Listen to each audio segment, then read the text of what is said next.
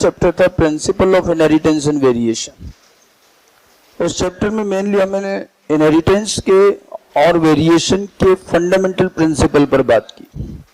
उसमें हमारे पास में दो पार्ट थे, Mendelian genetics and chromosomal genetics. और जेनेटिकल पार्ट का जो थर्ड स्टेप आता है वो है मॉलिक्यूलर जेनेटिक्स। सबसे पहले मेंडल के बेस पर जो फिजिकल जेनेटिक्स कहा जाता है, उसके बाद क्रोमोसोम्स की एंट्री होती है और मेंडेलियन जेनेटिक्स को क्रोमोसोम के साथ रिलेट करते हैं। लेकिन क्रोमोसोम में भी अल्टीमेटली दो चीजें हैं, डीएनए है एंड प्रोटीन है। तो जब तक हमें यह पता नहीं चला कि जेनेटिक मटेरियल क्या है, मेंडल से शुरू में एक सवाल पूछा गया था कि आपने जो फैक्टर कहा है ये फैक्टर क्या है, कहां होता है, किस चीज का बना है। जब क्रोमोसोमल जेनेटिक्स आई तो हमने मेंडल के फैक्टर की लोकेशन बताई कि फैक्टर्स और genes are present on chromosome. लेकिन तब भी हम ये नहीं बता पाए कि क्रोमोसोम पर है तो ये जीन डीएनए का बना है या प्रोटीन का बना है। और ये हमें तब पता चलेगा जब हमें यह मालूम हो कि लिविंग सिस्टम का जेनेटिक मटेरियल क्या है। ओके, और काफी लंबे एक्सपेरिमेंटल पार्ट के बाद 1950 में हमें कंफर्म हुआ कि DNA is the genetic material. कैसे पता चला वो भी हम इसमें पढ़ेंगे। बट 1950 ऑनवर्ड्स अगला जो जेनेटिकल पार्ट होता है वो है मॉलिक्यूलर जेनेटिक्स। मतलब अब हम जेनेटिक्स को केवल एक फैक्टर कह करके या सिर्फ क्रोमोसोम पर शो करके नहीं चलाएंगे। अब हम सीधे डीएनए पर जाकर जेनेटिकल बात करें, इनहेरिटेंस का मॉलिक्यूलर बेसिस। और ये मॉलिक्यूल कौन है? Genetic material. तो चैप्टर की शुरुआत जो है, सबसे पहला जो पार्ट टॉपिक इसमें हम लेंगे वो है search of genetic material. Search of genetic material. हालांकि एनसीईआरटी में इस चैप्टर की शुरुआत डीएनए से की गई है। DNA RNA means nucleic acid. Nucleic acid एक बार को हम 11th में बायोमोलिक्यूल के साथ भी पढ़ते हैं। ठीक है, पहले हम जेनेटिक मटेरियल कैसे सर्च हुआ ये बताएंगे, उसके बाद हम डीएनए आरएनए पर आएंगे। अब जेनेटिक मटेरियल है क्या चीज? जब से मेंडेलियन फैक्टर का केमिकल नेचर ढूंढने की कोशिश की गई, वही chemical material actually genetic material है। क्योंकि जिस चीज से जीन बना होगा, फैक्टर बना होगा, वही तो चीज है जिसने इंफॉर्मेशन, हेरिडिटरी इंफॉर्मेशन को स्टोर करके रखा, हमें पेरेंट्स से मिला और अगली जनरेशन में भी जाएगा, और ये इंफॉर्मेशन एक्सप्रेस करके करेक्टर भी बनाएगा। तो आखिर ऐसा कौन सा सब्सटेंस है जो हेरिडिटरी इंफॉर्मेशन को स्टोर करे, एक्सप्रेस करे, ट्रांसफर करे, और इसी मटेरियल को जेनेटिक मटेरियल भी कह सकते हैं। तो इसको वर्कआउट किया गया। मेनली ये चीज शुरू हुई 1900 के बाद, जब मेंडेलियन वर्क रीडिस्कवर हुए और ये लगने लगा कि फैक्टर या जीन नाम की कोई चीज रियल में होती है। तब फिर ये पार्ट आता है। और जहां एक तरफ क्रोमोसोमल जेनेटिक्स चल रही है, मॉर्गन आए, लिंकेज वगैरह सारी चीजें, पैरेलल में हम जेनेटिक मटेरियल यानी कि जीन का केमिकल नेचर भी फाइंड आउट कर रहे थे। अगर केमिकल जेनेटिक मटेरियल को डिफाइन करें तो genetic material is the chemical substance which can store, express and transfer the hereditary information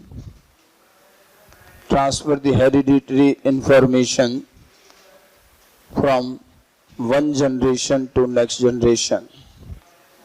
एक जनरेशन से दूसरे जनरेशन में हेरिडिटरी इंफॉर्मेशन ट्रांसफर करना, हर जनरेशन में उसको एक्सप्रेस करना, इंफॉर्मेशन प्रॉपरली स्टोर करना, ये सारे काम जो सब्सटेंस करेगा, that should be the genetic material. Now which biomolecule will have this kind of property? यही चीज वर्कआउट की गई शुरू में कि आखिर कौन होना चाहिए जेनेटिक मटेरियल जिसमें हेरिडिटरी इंफॉर्मेशन को स्टोर करने की, एक्सप्रेस करने की और जनरेशन टू जनरेशन ट्रांसफर करने की एबिलिटी हो। अब इसको वर्कआउट करने से पहले हमने कुछ बेसिक प्रॉपर्टीज इसकी फाइंड आउट की। अब हम जेनेटिक मटेरियल ढूंढना चाह रहे हैं तो हम अपने जेनेटिक मटेरियल में क्या चाहेंगे, एक जेनेटिक मटेरियल में क्या क्या चीजें होनी चाहिए, और पहले हमने उसकी एक प्रॉपर्टी की लिस्टिंग करी कि एक जेनेटिक मटेरियल में ये सारी प्रॉपर्टीज होनी चाहिए। फिर उन प्रॉपर्टीज के बेस पर हमने फिर मॉलिक्यूल्स को ढूंढना शुरू किया कि कौन सा बायोमॉलिक्यूल हमारी इन प्रॉपर्टीज के अकॉर्डिंग फिट होता है। अब सबसे पहले जेनेटिक मटेरियल की कुछ 5-7 इंपॉर्टेंट जरूरी प्रॉपर्टीज हमने डिसाइड करी कि क्या हम चाहते हैं। तो सिंपल सी बात है, 3 तो आपको दिख ही रही है कि मॉलिक्यूल ऐसा होना चाहिए जो हेरिडिटी इंफॉर्मेशन को स्टोर कर सके, एक्सप्रेस कर सके एंड ट्रांसफर कर सके। ये 3 तो होना ही चाहिए। और क्या चाहते थे हम, और ये चाह रहे हैं कि वो जो मटेरियल होगा, वो जो सब्सटेंस होगा, वो एक ऑर्गेनिज्म की सारी सेल में भी होना चाहिए। जेनेटिक मटेरियल और जीन तो सारी सेल में होते हैं, तो वो हर सेल में मिलना चाहिए। ऑलमोस्ट बराबर से अमाउंट होगा, क्योंकि सब में क्रोमोसोम, आज तो हमें पता ही है क्रोमोसोम नंबर सब में सेम है, ठीक है। अच्छा, मटेरियल या केमिकल सब्सटेंस ऐसा होना चाहिए जिसमें अच्छी खासी डाइवर्सिटी हो। डाइवर्सिटी इसलिए चाहिए कि आपको हजारों लाखों जीन की इंफॉर्मेशन स्टोर कर रही। ह्यूमन में 30,000 जीन अलग हैं, किसी और ऑर्गेनिज्म में अलग हैं, किसी में कुछ है, जबकि जेनेटिक मटेरियल जो होगा वो सारे लिविंग ऑर्गेनिज्म का कॉमन होगा। तो उसके अंदर इतनी वैरायटी होनी चाहिए कि हम उसमें तरह तरह की इंफॉर्मेशन को स्टोर कर सकें। तो वो वर्सेटाइल होना चाहिए, अच्छी खासी डाइवर्सिटी वाला मॉलिक्यूल होना चाहिए, ठीक है। इसके साथ साथ में वो केमिकली और स्ट्रक्चरली स्टेबल होना चाहिए। स्टेबिलिटी बहुत जरूरी। अब जो मॉलिक्यूल, जो बायोमॉलिक्यूल हमारी हेरिडिटी इंफॉर्मेशन रखेगा, और अगर वो खुद ही अनस्टेबल है तो इंफॉर्मेशन चेंज होती रहेगी, और हेरिडिटी इंफॉर्मेशन चेंज होने का मतलब है म्यूटेशन। म्यूटेशन हम ज्यादा नहीं कर सकते। तो हमारा जो भी बायोमॉलिक्यूल जेनेटिक मटेरियल होगा, उसके लिए स्टेबिलिटी एक बड़ा फैक्टर होगा, तो बड़ा स्टेबल होना चाहिए, इजीली बदले नहीं, चेंज नहीं हो। इसके साथ साथ कुछ चीजें बाद में और ऐड की गई, जैसे सबसे बड़ी चीज एक और जो ऐड की गई कि मटेरियल वो होना चाहिए जिसमें खुद के रिप्लिकेशन की एबिलिटी हो, वो अपनी कॉपी बनाए, वो भी एग्जैक्ट कॉपी। क्योंकि जब आप जनरेशन टू जनरेशन ट्रांसफर करेंगे तो अगली जनरेशन में भेजेंगे भी तो सही ना। तो नेक्स्ट जनरेशन में ट्रांसफर तब कर पाओगे जब आपका जेनेटिक मटेरियल अपनी एग्जैक्ट कॉपी बनाए। तो उसमें कॉपिंग मैकेनिज्म होना चाहिए, जिसको आज हम रेप्लिकेशन कहते हैं, वो अपनी रेप्लिका बनाए। और एक आखिरी चीज और जिससे हमने इसको इवोल्यूशन से रिलेट किया कि हमारे जेनेटिक मटेरियल, हालांकि वो स्टेबल होना चाहिए, लेकिन उसमें थोड़ा बहुत चेंज होने की एबिलिटी भी होनी चाहिए। अगर वो जैसा है वैसा का वैसे हमेशा रहेगा तो फिर तो कभी कोई चेंजेस ही नहीं आएंगे। चेंजेस नहीं आने का मतलब क्या हुआ, नो वेरिएशन, नो इवोल्यूशन। तो भले कम सही, स्लो रेट पे सही, लेकिन चेंजिंग एबिलिटी भी होनी चाहिए। इसको कहते हैं म्यूटेबिलिटी, मतलब म्यूटेशन एबिलिटी। तो उसके अंदर म्यूटेशन एबिलिटी भी होनी चाहिए। ऐसे करके कुछ 7-8 अलग अलग प्रॉपर्टीज हमने सबसे पहले डिसाइड करी। तो हमारा एक क्वेश्चन जो बनता है कि जेनेटिक मटेरियल की प्रॉपर्टीज कौन कौन सी हैं, और इन प्रॉपर्टीज के अकॉर्डिंग कैसे जेनेटिक मटेरियल फाइंड आउट किया गया। प्रॉपर्टीज ऑफ जेनेटिक मटेरियल, ये जो मैंने 5-7 प्रॉपर्टीज बताई, एक एक लाइन में आप इसको लिख सकते हैं। प्रॉपर्टीज कौन कौन सी रखेंगे, सीधे सीधे क्वेश्चन आएंगे। इनमें से 3-4 प्रॉपर्टी एनसीईआरटी ने दे रखी है, बट कुल मिलाकर टोटल 8 प्रॉपर्टीज होती हैं। सबसे पहली प्रॉपर्टीज में लिखेंगे, it should present in all the cells of an organism. It should present in all the cells of an organism, all the cells of an organism in almost equal amount. It should present in all the cells of an organism in almost equal amount. पहली चीज तो ये होनी चाहिए, कुछ सारी cell में होना चाहिए और बराबर, करीब करीब बराबर अमाउंट में भी होना चाहिए। The next one, it should have vast diversity. Vast diversity होनी चाहिए। It should have vast diversity. Vast diversity क्यों चाहिए? जैसे कई मॉलिक्यूल ऐसे होते हैं जिनके अंदर बहुत वैरायटी ऑफ मॉलिक्यूल बनाए जा सकते हैं। वास्ट डाइवर्सिटी होगी तभी आप अलग अलग तरह की इंफॉर्मेशन को उसमें स्टोर कर पाएंगे। और ये चीजें मैक्रो मॉलिक्यूल में पॉसिबल है, छोटे छोटे माइक्रो मॉलिक्यूल में पॉसिबल भी नहीं है। अभी आगे और इसको डिस्कस करेंगे। देन नेक्स्ट वन, एक और चीज लिखते हैं, it should be chemically and structurally stable. Chemically and structurally stable भी होना चाहिए।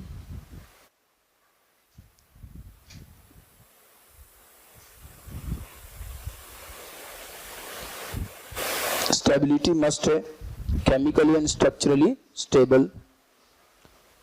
और आज हमें मालूम है कि डीएनए जेनेटिक मटेरियल है और डीएनए इतना स्टेबल है कि एक बार आप 100 डिग्री तक भी टेम्परेचर कर दो, डीएनए का कुछ नहीं बिगड़ता। तो अच्छा खासा टेम्परेचर बियर कर लेता है, स्ट्रक्चर बहुत स्टेबल है, एकदम से चेंज नहीं होता है। वही ऐसा ही मॉलिक्यूल, बायोमॉलिक्यूल जेनेटिक मटेरियल बन सकता है। देन उसके बाद नेक्स्ट वन, ये जो 3 प्रॉपर्टीज हमने यहाँ डेफिनेशन में बताई थी, अगला लिखेंगे कि it can express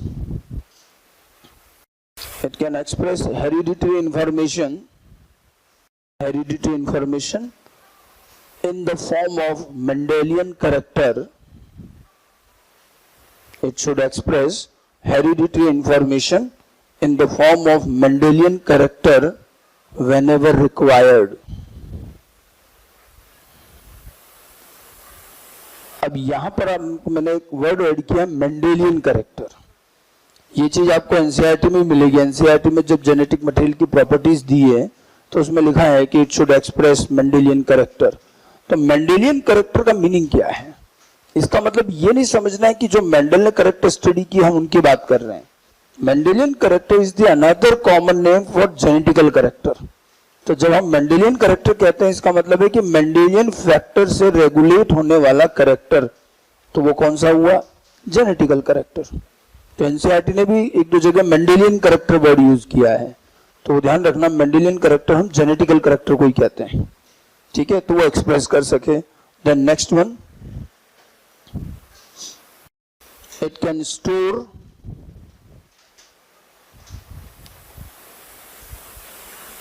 store hereditary information in coded form. Express करे फिर स्टोर भी करे। Store hereditary information in coded form. And the next one, it should transfer these information. It should transfer these information to the next generation. Transfer these information or hereditary information to the next generation. मतलब ये inheritance का काम हो गया। ठीक है, कितनी हो गई? 6। ओके, लास्ट में 2 चीजें और जो लास्ट में बाद में ऐड की गई हैं। Next one, it can produce it's on replica. ये अपनी खुद की रेप्लिका बना सके। It should produce it's on replica. अब यहां इसको वन वर्ड में कैसे कहेंगे? Replication ability. इस पूरी चीज को एक वर्ड में कहेंगे रेप्लिकेशन एबिलिटी। मतलब उसमें रेप्लिकेशन एबिलिटी होनी चाहिए।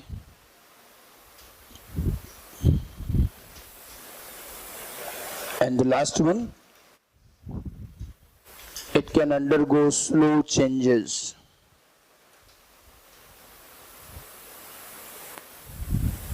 It can undergo slow changes. वो थोड़ा बहुत चेंज भी कर पाए। इसको कहते हैं सिंगल वर्ड में म्यूटेबिलिटी या म्यूटेशन एबिलिटी। मतलब उसके अंदर क्या होनी चाहिए? म्यूटेशन एबिलिटी होनी चाहिए, म्यूटेबिलिटी।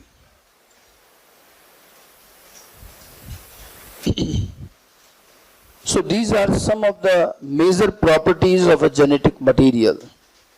ठीक है, अब जो बायोमॉलिक्यूल इन सब प्रॉपर्टीज को फॉलो करता है वही हमारा क्या होगा? Genetic material. तो हम